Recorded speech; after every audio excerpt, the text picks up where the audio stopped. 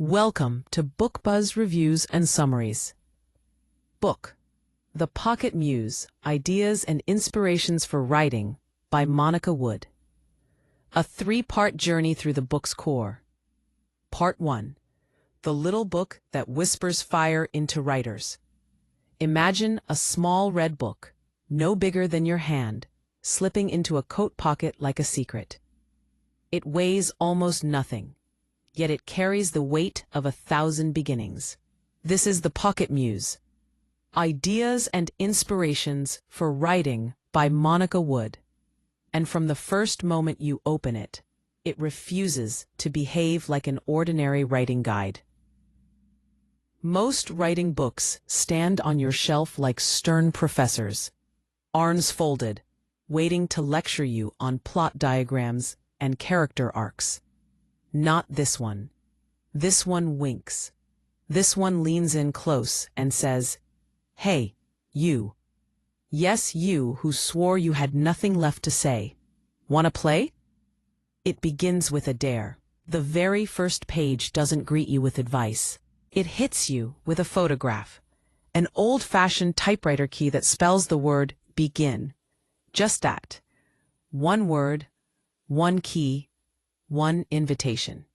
And somehow, in that single image, Monica Wood has already won.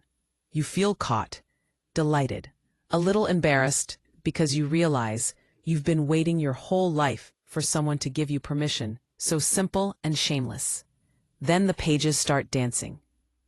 There are prompts that feel like stolen kisses. Write about the smell of your grandfather's hat. Begin a story with the sentence, "The last time I stole something, I was 10 and it was alive." List 10 things you would never do, then have your character do every single one in the first 5 pages. There are black and white photographs that stop you cold. A pair of abandoned roller skates in the rain. A door standing alone in a field. A child's drawing of a house with wings. No captions. No explanations. Just images that crawl inside your skull and start building rooms you didn't know you owned.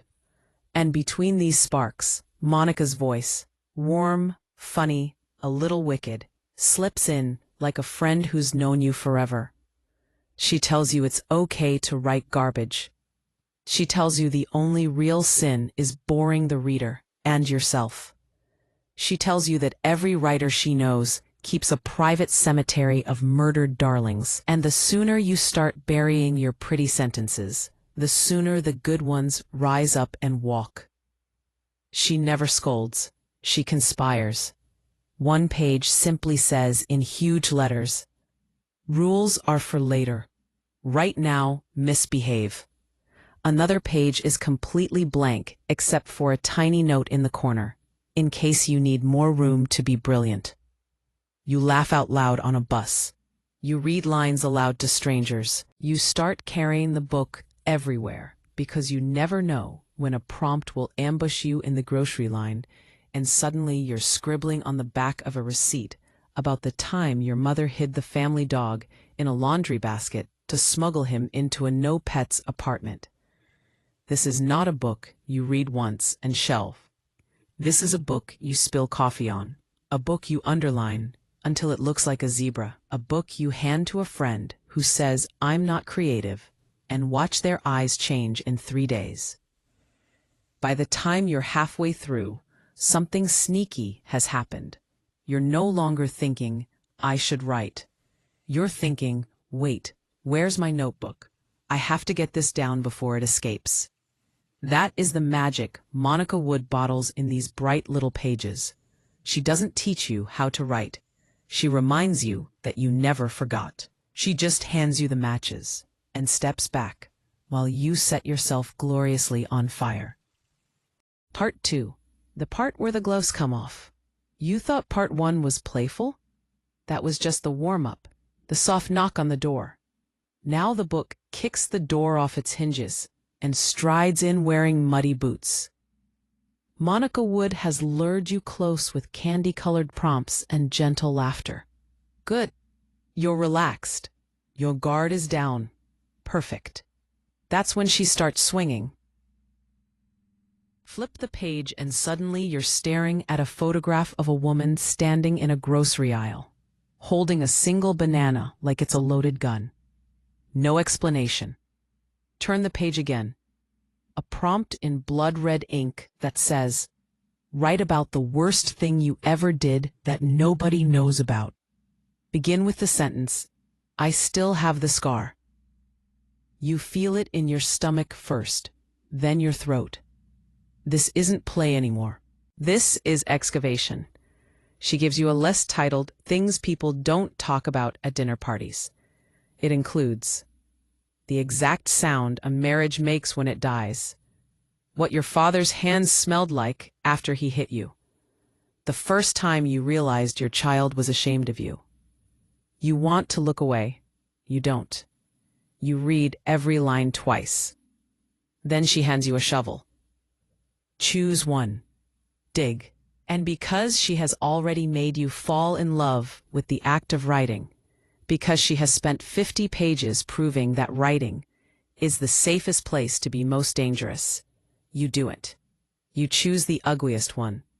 You dig until your fingers bleed ink. That's the trick of this little red book. It never raises its voice, yet somehow it convinces you to scream on paper. There are pages that feel like crimes. One prompt simply says, "Write a love letter to the person you hate most in the world." Another, "Describe the day you stopped believing in God as if it were the best day of your life." There's a photograph of an empty swing moving by itself at dusk, and beneath it the instruction, "Tell the truth this time." No pretty metaphors. You start lying awake at night because sentences are clawing at the inside of your skull, demanding release.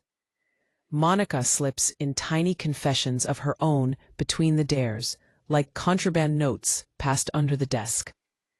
"I once wrote a story so honest, my own mother stopped speaking to me for a year." Worth it. Every good piece I've ever written began with the sentence I was most afraid to write. If you're not at least a little ashamed of what you just put on the page, you didn't go deep enough. She teaches you the difference between naked and naked on purpose. There's a section called Exercises in Cruelty. Her words, not mine. One task: write a single page in which a character you adore does something unforgivable, and make the reader love them more by the end. Another, kill off the character your story cannot survive without, then keep writing for 10 more pages and see what grows in the corpse's place. You hate her for these assignments. You marry her for these assignments. By now, the book is no longer clean. The margins are crowded with your frantic handwriting. Coffee rings bloom like bruises. You have underlined the word ruthless so many times, the page is torn. You catch yourself in the mirror, and you look different, wilder, like someone who has remembered a language everyone else forgot. And still, she is not done with you. There's a page near the end of this section that is nothing but a quotation in Monica's own looping handwriting. The page is not your friend. The page is the battlefield where you fight for your life. Bring a knife. You close the book for a moment. Your heart is hammering so hard you can hear it. You are terrified. You have never felt so alive. Part 3. The Quiet After the Fire. You open the book again, and the temperature drops 10 degrees. The wildness is still there, but now it walks on cat feet. The pages turn softer, almost shy. The photographs grow stranger and more tender. A single mitten lying in the snow, a cracked coffee cup holding a violet, an old man asleep on a park bench with a pigeon on his shoulder, like a guardian angel who's seen too much. Monica's voice changes too. The conspirator has become the confessor. She no longer dares you. She waits. One page is almost entirely white. In the lower right corner, in the smallest font you have ever seen, it says, "Some stories take years to earn the right to be told. Be patient with the ones that are still growing in the dark." Another page shows a close-up of a scarred kitchen table. Beneath it, "Write the scene you can't write yet. Write it badly. Write it in crayon if you have to. Just get it on the table." And part 2. There is a section called Mercy.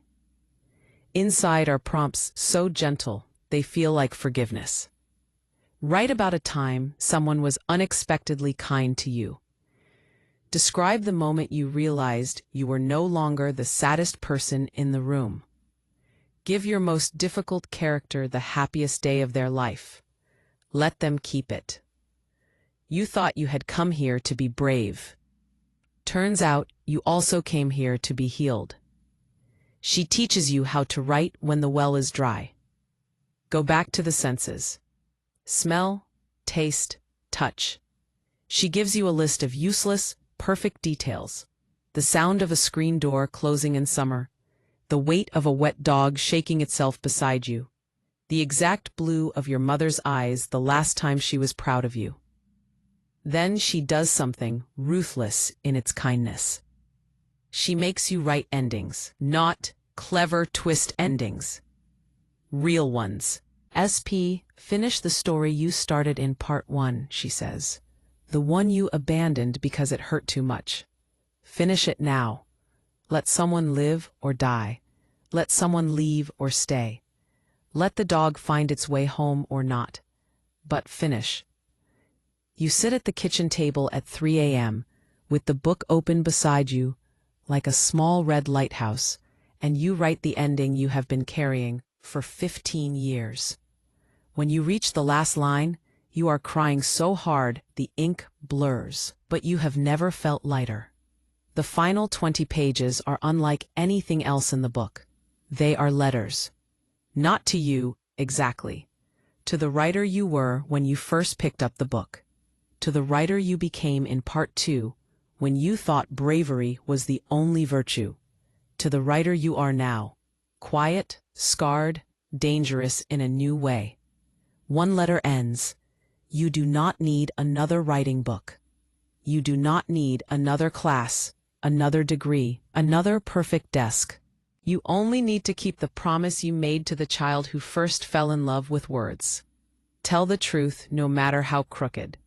Tell it until the page is hot enough to burn the house down, or gentle enough to tuck a broken heart into bed. Tell it messy. Tell it ugly. Tell it unfinished. Just keep telling it. The world is starving for your version of the story. Feed it. The very last page is another photograph. A plain wooden chair facing an open window. Morning light pours in. On the seat of the chair rests a single blank sheet of paper and a pencil. No caption this time. None needed. You close the book. Your pocket is empty now, but something inside your chest has grown too large to ever fit in a pocket again. You walk to the desk, or the diner booth, or the cracked sidewalk, where you do your best stealing from real life, and you begin. Not because Monica Wood told you to, because you finally remember who you are when you're writing. The little red book sits quietly on the shelf, slightly battered, pages waving like flags of surrender and victory at the same time. It has done its work. Now the rest is yours. End of the 3-part spell. Go write. 3 key insights and takeaways from the book. 1. Permission is overrated. Mischief is required. The greatest block is not lack of talent or time. It's the suffocating need to be good before you've even started. Monica's deepest gift is the gleeful destruction of that idea. She teaches that the page is the one place where perfectionism has no jurisdiction. Write the ugly truth, the ridiculous scene, the sentence that would embarrass you at a dinner party. Misbehavior is the entry fee to originality. The takeaway: stop waiting to be ready. Start by being shameless. Great writing lives on the edge of discomfort. If you finish a piece and feel only pride and no shame, you probably stayed in the shallow end. The prompts that make you squirm, the photographs that make your stomach drop, the exercises that feel like betrayal. These are the ones that produce work with a pulse. Monica doesn't coddle. She hands you a knife and points to the tender places. The takeaway: courage is not the absence of fear. It's writing the thing you're afraid to write, and then having the guts to keep going. The real muse is memory plus mercy. Under all the fire and mischief is a profound tenderness. The book's secret engine runs on two fuels: ruthless honesty and radical compassion. For your characters, for your younger self, for the reader who will one day need exactly the story only you can tell. The final and most lasting lesson is that the fiercest writing is often the most healing, and the most healing writing is usually the fiercest. The takeaway: write like someone is dying, and your words are the only medicine. Write like someone is being born, and your words are the first voice they'll ever hear. Carry these three truths in your pocket forever. They weigh nothing and everything. Thanks for listening to Book Buzz Reviews and Summaries.